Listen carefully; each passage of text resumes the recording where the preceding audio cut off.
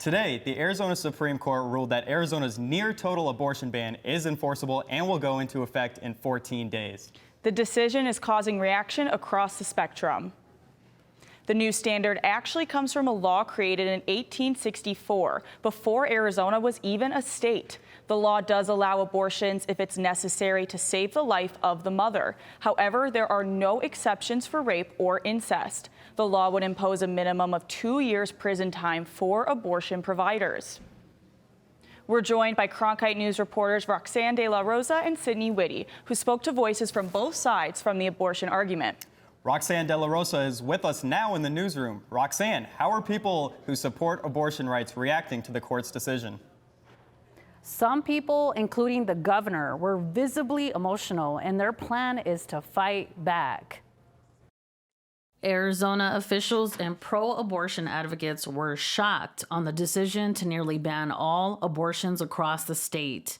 I'm devastated by this decision, and I know that many Arizonans are as well, and trying to figure out what this means for not just the healthcare they need, but in the future. We know that IVF is under attack. We know that contraception is under attack.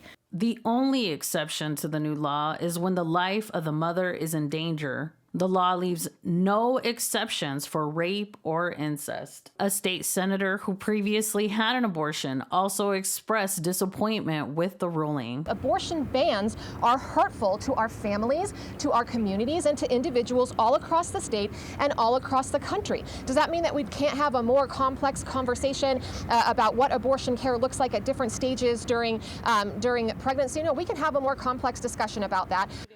Attorney General Chris Mays, a Democrat like Hobbs, promised that no doctor or woman will be prosecuted under the new law. Dr. Atsuko Koyama spoke about what the decision means for her. And it criminalizes me from providing essential health care. And she shares one of her patients' stories. Wanted to be alive to see her daughter graduate from high school and to walk her down the aisle for her wedding. She risked leaving this child as an orphan if she continued the pregnancy because her first pregnancy left her with severe postpartum cardiomyopathy, which made any future pregnancies dangerous for her. Arizona voters may have their say in November when the Arizona Abortion Access Act is expected to be on the ballot. The ban goes into effect 14 days from the ruling, but the future of Arizona's abortion laws is not necessarily settled. In the newsroom, Roxanne de la Rosa, Cronkite News.